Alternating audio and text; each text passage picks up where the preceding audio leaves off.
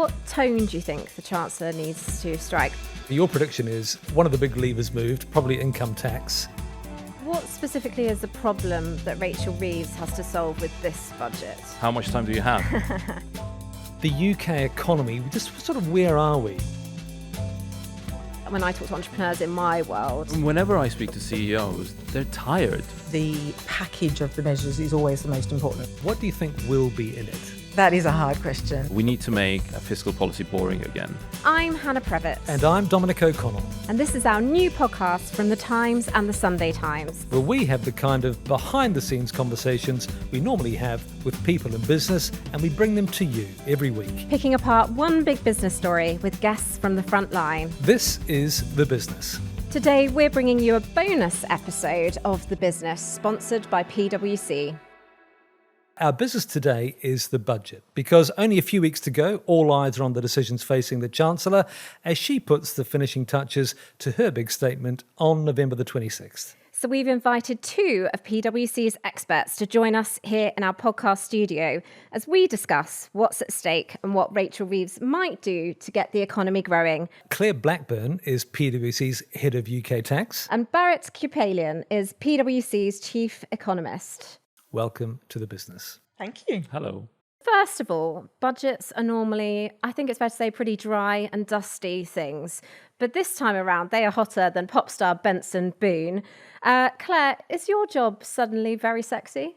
It is. I think for all of our clients are individuals through to entrepreneurs and right through to sort of large listed businesses. This is really important to all of them, and there's a lot of attention. I think even from a personal perspective, though, I am maybe not quite tax famous, but certainly asked about tax now on the school run. How about you, Barret? I mean, economists normally, get used to being ignored at parties, that kind of thing. But are you suddenly a star at a party now because the budget is coming up? Well, it's interesting because I think this budget is probably bound to be one of the potentially most exciting budgets because of the content of what we are likely to hear, and based on the rumors that we've been hearing.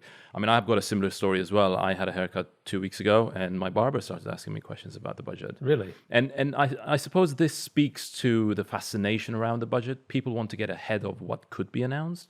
And also businesses, I think, want to get ahead of what could be announced in terms of adapting their strategies and sort of protecting their interests as well. Well, let's just set the scene as to why it might be the most exciting. And Barret, I might come back to you first to really talk about the UK economy. Just sort of where are we? We talk a lot about the UK economy. Is it growing? Is it not growing? The comparison with other G7 economies. Just give us a sort of a 30,000 feet view. How is the UK economy doing? The UK economy is growing. So in the first 6 months of the year, we were the fastest growing G7 economy on an aggregate basis. We weren't that great on a per capita basis. But I think you saw quite good performance across most G7 economies, excluding the US, just because of the Liberation Day and the export burst you had. Now, looking at public finances, if you take a snapshot, we don't fare that badly in terms of net debt and our deficit. I think it's the trajectory going forward that people are more concerned about. And the budget will precisely be a lot about, the trajectory going forward. Just break that down a little bit more, because people often say, oh no, the UK is absolutely mired in debt, national debt. It's nearly 100% of GDP. But you're saying actually it's not that bad if you look at it right now. Yeah, it's not compared to other countries. I think the reason why it feels a bit more negative is because we're not used to a high tax take as a proportion of GDP. And that feels quite weird. We were always known internationally in the past 10, 15 years to have US-type levels of taxation as a proportion of GDP and Swedish-like public services. I think increasingly we're finding that our taxation system is becoming less transatlantic and more continental. So Barret, what specifically is the problem that Rachel Reeves has to solve with this budget? How much time do you have? So I think there are big choices to be made in this budget, and a lot of it, I think, rests on the so-called headroom, which is the buffer she's got against her fiscal rules. I think it's the world's worst secret that that headroom has been eliminated. So one of the big three questions I think she will need to answer is how she sort of eliminates that headroom and how far she goes because then that determines on whether she comes back and asks for more in the future, or whether she opts to release some of the pain now. And Claire, Barret just alluded to it there, but where are we with the current tax take in the UK? You hear lots of people complaining about the burden of tax in the UK. Where is it historically? I think part of the sort of attention now is Barrett's point in terms of how much it's increased over the period. So the sort of, we did go through a period of becoming a lower tax nation, and that sort of increase is probably what's got the attention, I would say. What did she do last time round of the budget, Rachel Reeves? That was her first budget for a female chancellor. What were the highlights? Yeah, so it's sort of interesting that we say, sitting here today, that this is the interesting budget and this has all the attention, because actually you've cast my mind back to a year ago where there was probably an equal sort of interest in the budget. And I think perhaps what's happened is, if you go back maybe 5 years, there just wasn't this level of interest in the budget. So whether there's more interest this year or last year, but last year was significant. And I think the significance was that the measures really impacted both business and individuals. So there was the elements of sort of employers' NI, and that sort of had a significant impact on business, but also some of the smaller income raising measures like the IHT were quite noisy, really. So, relative in terms of how much they were raising, they were quite small, but they were sort of noisy at the time. Just remind us what IHT is for listeners. Inheritance tax. And what was the reaction to some of those measures from your clients? There was probably an element of surprise. So that was something that then needed to be worked through. And I think from our client base, or clients who are impacted by that, whether it's sort of personal or relating to their own sort of private businesses, that can be quite a more maybe emotional than some of the corporate impacts, because if it's about a family business, that might be sort of today's decision, but that's really part of something that might have been in the family for generations. So it's the sort of business side, but also a more personal and family aspect to that. Yeah, and that's certainly something we've been covering a lot in the Sunday Times and the Times, the impact of IHT and other measures on family businesses and small companies. And lots of entrepreneurs have said to me they don't even feel like this government likes business. How could you do these things to us? And the other thing is, I think that perhaps these measures are taken in isolation rather than looking at the big picture. So some of these businesses being hit by multiple measures announced in the budget last time. And as you said, it feels personal to them, doesn't it? I think so. And it's the sort of a little bit around the short term and the long term. So I think, as I was saying, that some of these businesses might be handed down generations. So the planning that goes around sort of what that business might invest in, or its plans for the long term, they are long term plans. And then sort of reacting to some short term measures, they can be quite a challenge to balance those.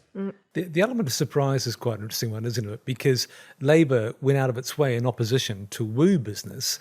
And here at the Times CEO Summit, Rachel Reeves 2 years in a row said this is going to be the most, if we're elected, this is going to be the most business-friendly government ever. And then to have them turn around to do things that actually targeted businesses, I think was a bit of a surprise. Did you pick that up as well? Yeah, certainly. And I think from our clients' perspective, the package of the measures is always the most important. So it's, each of the individual taxes can impact, depending on what sector they're in or the types of business they are.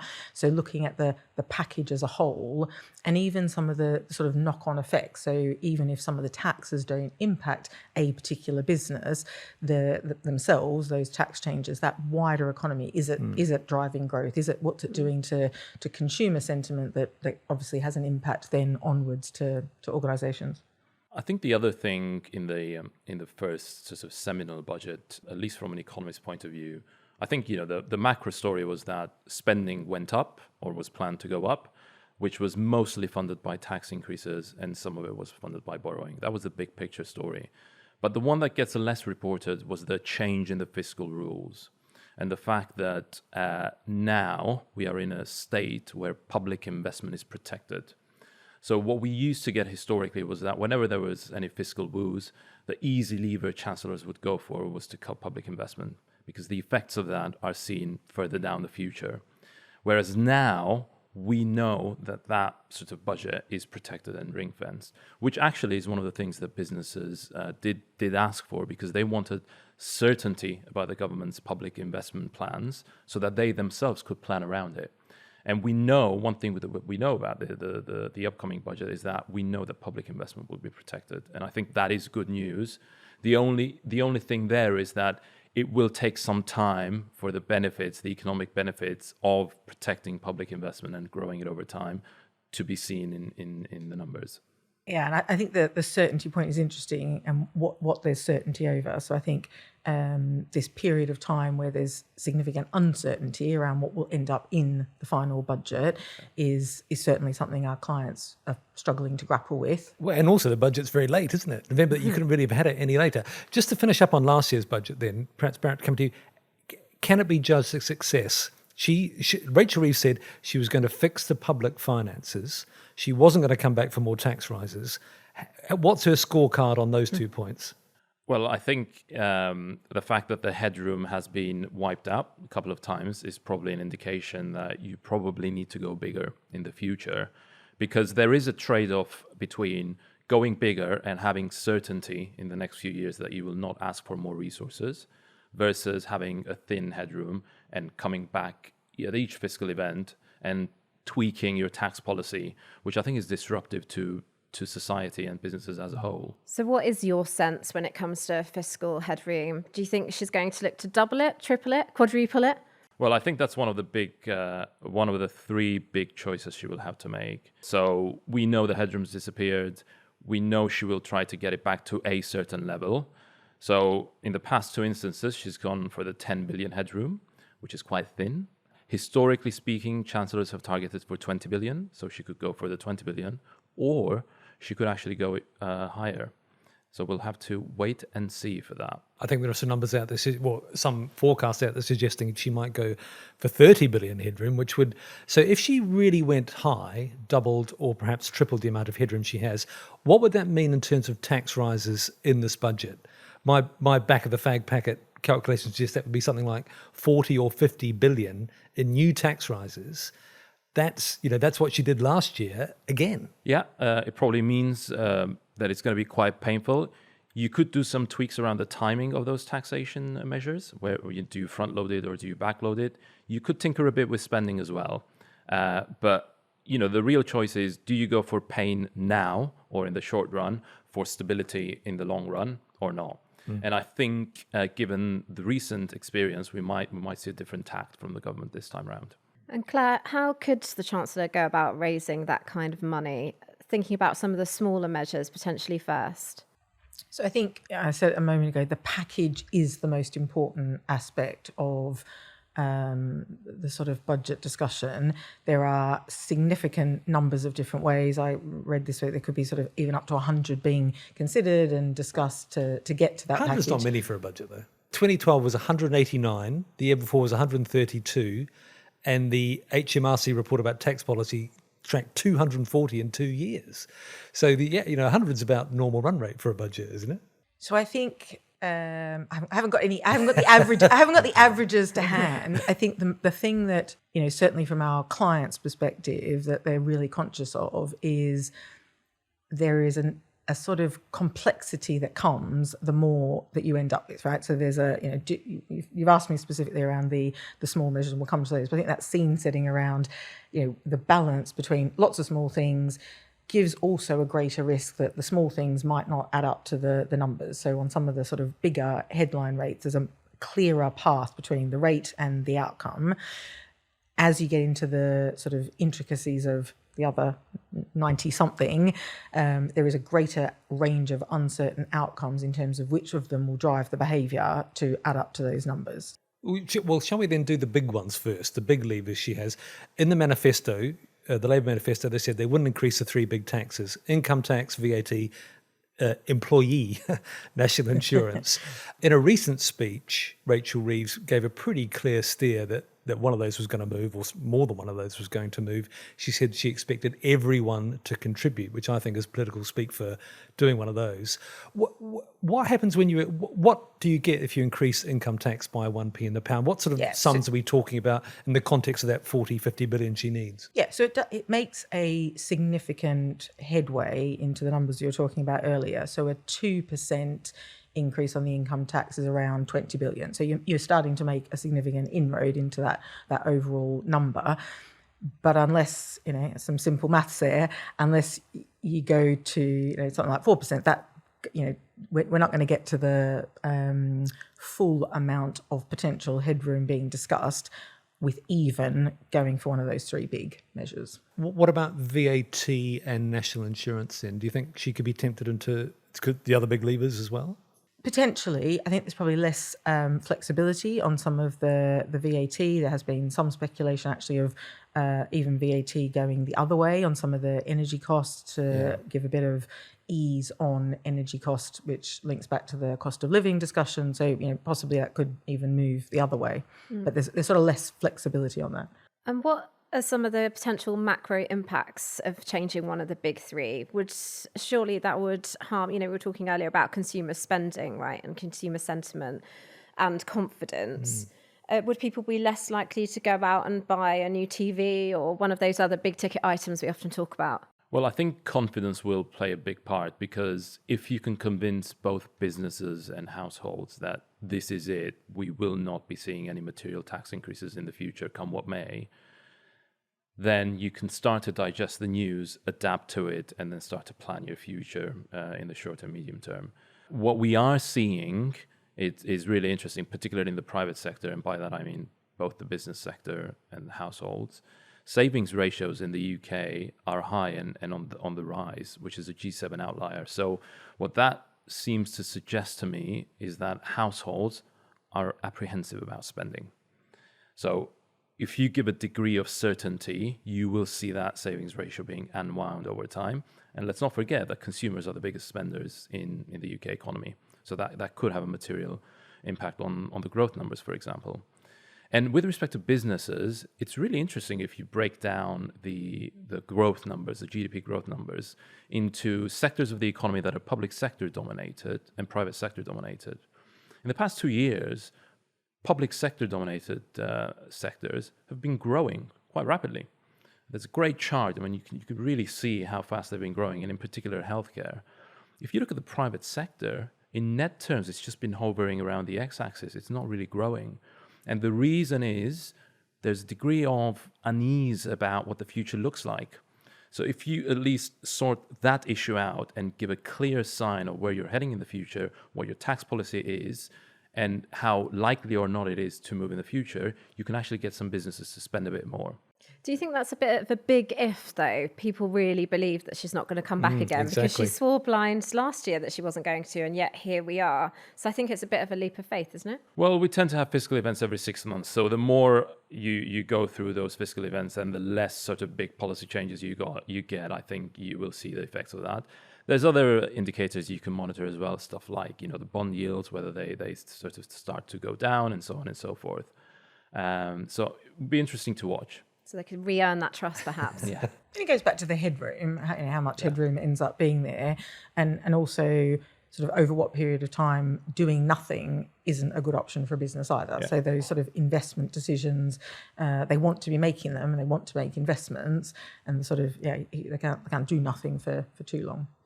Claire, how about some of the smaller tax things? So we talked about the big levers. We might touch on them again before we finish. But on the small things, there's been lots of speculation around things that will affect your clients. Capital gains tax. Just explain what the issue is there. There's a different tax rate, in essence, between money earned through capital and money earned through income. And lots of chancellors have looked at this in the past. What's the issue, and how might it be, if not fixed, but how might it be dealt with in this budget? So tax on income is at a different rate than tax on capital gains. And so then there's an ongoing discussion in respect of what falls into what bucket, what's income and what's sort of for capital gains purposes. One sort of item even being speculated from not a corporate perspective, but from individual or sort of household perspective, is whether even sale of main home would attract capital gains. Never. They'll never do that. As an example. They would never do that. You'd be voted out tomorrow, wouldn't you, if you did that? I think it would, in particular, some of the amounts that have been floated as to what level that would come in at do seem low in particular geographies of the country. So, I've seen sort of speculations around, would that be even at £500,000 pounds? Now, in some parts of the country, that is, quite different type of property or family home than in other parts of the country. Yeah, just to explain that. So you'd pay capital gains tax if you sold your main residence, the one you live in, your main house, if it was worth more than a certain threshold, say £500,000, £1 million, however you set it. That would be a giant move. That's not going to happen. Not going to happen. That's a strong statement. Yeah. And how about capital gains tax elsewhere? Because this is one of those other kind of noisy taxes, isn't it? And when I talk to entrepreneurs in my world, I remember at the budget last year, there was lots of speculation that capital gains tax was going to become much less generous on sale of shares, right, in companies. And lots of entrepreneurs will argue that they risk everything. They put often, their homes, their marriages potentially on the line to start and scale companies. And if the rewards at the end were going to become less, generous, then perhaps they would be more likely to go and start and scale businesses elsewhere. So could there be any more tinkering there? So I think this goes back to the sort of points around the opportunity for the budget to support the growth. So if we go back to the what are some of the objectives of government and how might they use this budget to sort of underpin that, that's probably a key example of how the alignment can be best made between supporting, encouraging, having the conditions for that growth. Tax is one part of those. I'm sure the conversations you've had with those entrepreneurs, it's one part, but it's an important part and needs a sort of wider support as well. I think there's a wider point here, a wider macro point here, which is that, we've tinkered with the tax system, and you use that actual expression. So we've tinkered with the tax system for the past 15 years. So now I think that our tax system is a mosaic of, different policies, sort of different thinking, conglomerated into one tax code over a long period of time. There is a bigger question around whether we do need sort of comprehensive tax reform or a commitment to one, in a way that our fiscal policy actually supports our growth ambitions. So a clear example is what we were talking about right now, which is house building. If you think of the different taxes that feed into that, it's a combination of, yes, planning rules, which doesn't have to do with the tax system, but it's about capital gains, inheritance tax, council tax, stamp duty. All of these taxes, I don't think, speak together in a way that they sort of potentially meet the government's aspiration for the growth plan. So there is something there around, once the dust settles with this budget, a grander thinking about the future direction of travel. Claire, you don't pick up any indications that Rachel Reeves is going to be really bold and do proper tax reform this time around? I think it sort of comes back to one of the earlier points around short-term versus long-term. There is a short-term challenge being faced now, and so the sort of how that is addressed immediately is probably a key priority. I think picking up on Barret, your point around the complexity of the taxes, we had a study done recently with our clients of sort of people who are responsible for tax, and less than half of them, even now, thought they were able to keep up with the pace of the regulatory change. So this is their bread and butter. This is what they do in terms of responsibility. So adding new things, more complexity is not desired by them. Well, I was going to say, actually, coming back to some of the small things, we should just run quickly through, because I think a lot of your clients were very interesting.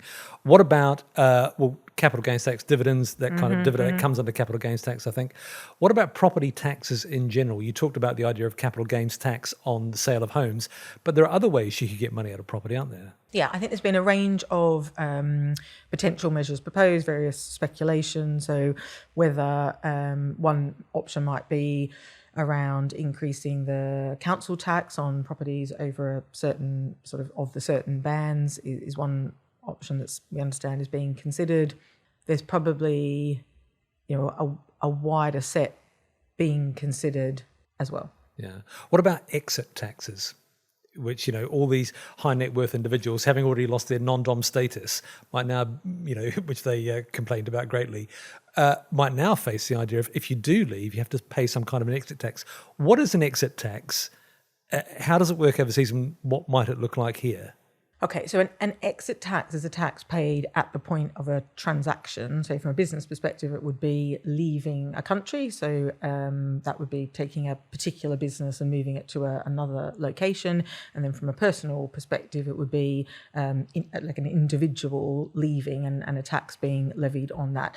Exit taxes in relation to organisations are not, and sort of companies and corporate type entities are not uncommon in sort of tax systems around the world. The exit taxes relating to individuals are less common. Typically, what is it, like 20% or 5% or? So from a corporate perspective, it varies on, without getting into too much technicals, what's being moved. Is it a particular asset? Is the whole business being moved? The shares being moved? Is the listing elsewhere? So they range considerably. Because speaking of noisy taxes, the whole non-dom thing is, you must talk about this with clients all the time, right? Have people actually left? Because, again, talk about noisy taxes. I know loads of people who have left, and we were talking to Jim Ratcliffe down in Monaco. He said property prices had gone nuts, and he kept on meeting people he'd only ever seen before in London. But the numbers seem to suggest that actually there haven't been that many non-doms who have actually left. But you talk to these people all the time. We do. We do. And the considerations in sort of regards the location, tax is one of the factors, but it is generally sort of part of a broader package of factors. So it might be around sort of families, where families want to be located, what they feel the environment for bringing up a family is. There's often an interaction between the wider system. So what's the, is somebody leaving for employment prospects in another location, and what do they think about those? Or, as we were picking up earlier, what's the environment for business if some of the people moving also are entrepreneurs and have their own business? I think there's a broader macro point about these sort of wealth type taxes. I can see the appeal of them, because if you look at our tax revenues, the majority of them come from taxes on consumption and income. However, the wealth proportion is quite tiny. And if you start looking at other jurisdictions, you will see that some jurisdictions have sort of these wealth taxes, but they tend to be a complement to the tax system rather than the center force of the tax system. So we need to be a bit careful about what these taxes can achieve or bring in terms of revenues, but also we need to consider them in conjunction with the government's growth targets. So I don't think it's a solution to the issues that we face just as a revenue earner. It should be seen as a complement rather than central to our ambitions. We should probably try and sum this all up, actually. We should. We're Claire, going to ask you to get your crystal balls out now. Yeah. What's your prediction for this budget? What do you think will be in it? Oh, that is a hard question. Only a few weeks to go, so you've got plenty of time to be wrong. I think there will be an element of something substantial with some small things alongside. I think there's sort of a piece around what is the overall package and how does it best support growth and the balance between those. Sorry, I'm sort of going off on a tangent now, but have you seen any indication that this Labour government actually understands what might bring growth? I think the industrial strategy and the detail that's been presented in that and the sort of plans that sit behind that demonstrate the breadth of consideration around what are the conditions for growth. So I think we've been talking a lot about tax, and here, and tax is one of those elements. So whether it's talk about skills training, investing in skills, the sort of broader regulatory environment, so I think that industrial strategy sets out an excellent plan and way forward that brings that sort of bigger picture thinking that tax is one important part of. What you're alluding to essentially when you speak about growth is ultimately productivity. And it's really interesting to see the disconnect between UK and other advanced economies' productivity growth pre the global financial crisis and post the global financial crisis. So before 2008, 70% of our growth used to come through the productivity lens. After the global financial crisis, about 10 to 20% of our growth comes from productivity growth. Most of it comes from pushing more people into the workforce or increasing our working hours. And no country, with the possible exception of the US, has actually managed to solve this conundrum.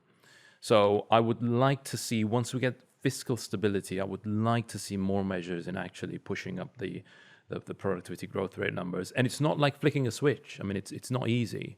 So we have some of the elements of the puzzle lined out. We do have an industrial strategy. So you need to put money around it, and you need to tinker with the industrial strategy if it works or doesn't work. There's other things you can do around the skills agenda. You could look at decentralization. You could look at decentralization and then giving some of the local authorities more money to actually solve the problems locally. There's quite a lot of things that you can do. But I suppose my main message is that if you want to get your productivity numbers up, we essentially have to deal with our long-term challenges that we've always known we've had. And that is not easy. That will require consensus and quite hard work.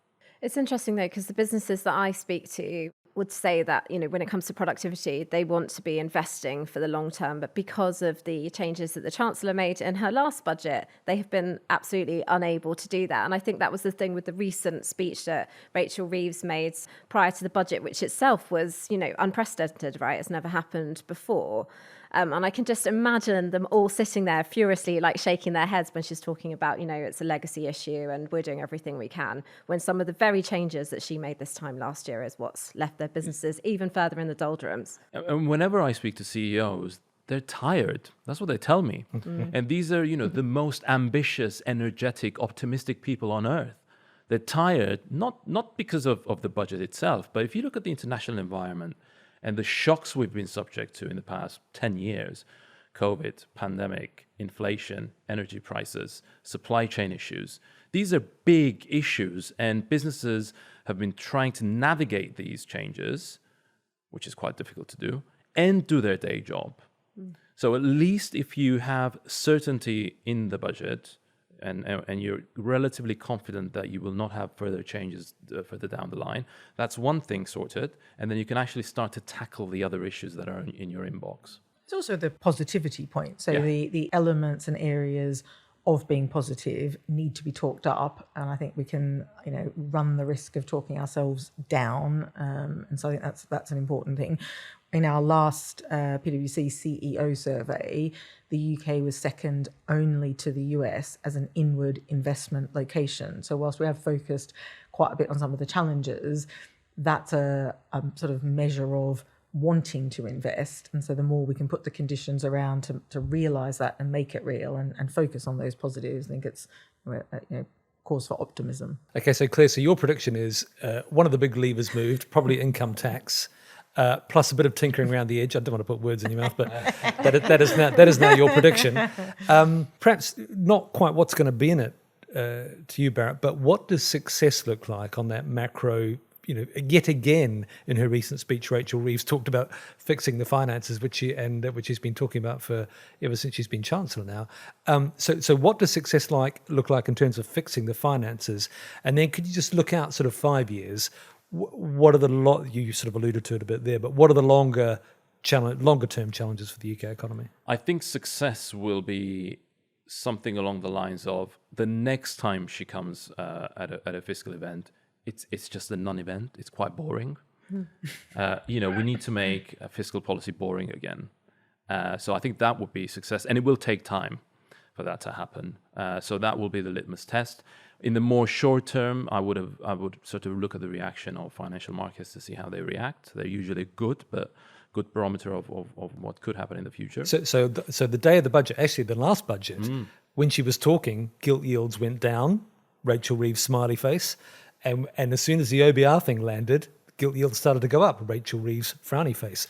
So we need to wait for the OBR, don't we? We have to wait for the OBR, and I think the direction of travel for the OBR is that they will downgrade the growth assumptions for the UK economy, which is another interesting point in itself because, as economists, we're not good at predicting turning points in productivity.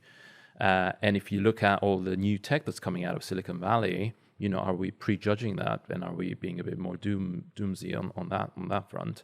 But actually, going back to your original question about sort of the long-term outlook, I think there's quite a few big issues in the UK that we haven't tackled for a long period of time. So I would like to see action. Give us an example. So, the planning rules and reforms to build more residential property and infrastructure, the triple lock, the inclusion of AI in the public and private sector, our health situation, the health system, which I think we're dealing with now, our trading relations with our closest and dearest partners and how we can enhance that. There's quite big macro factors that we've either postponed or tinkered around the edges, probably because we haven't had the bandwidth.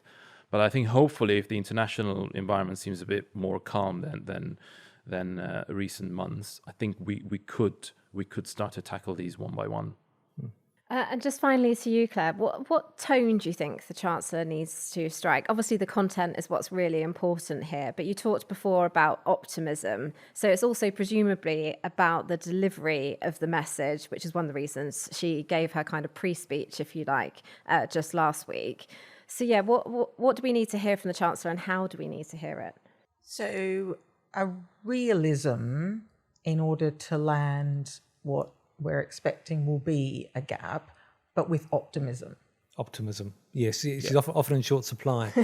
Listen, thank you both very much. I suppose the message from today is that if Rachel Reeves gets it right on November the 26th, you will both be less popular at parties, which will probably be a good thing.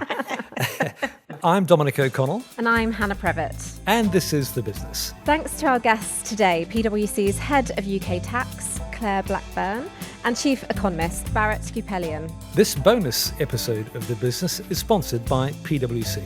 PwC unites insight with action so you can outthink, outpace and outperform. Discover more at pwc.co.uk. Please get in touch. Let us know what you think of the show. You can email us at thebusiness@thetimes.com. We do want to know what you think and what subjects you want us to cover. We'll be back on Thursday. Don't forget to subscribe to our YouTube channel or on your usual podcast app so you don't miss an episode of The Business. Bye for now. Goodbye. See you next time.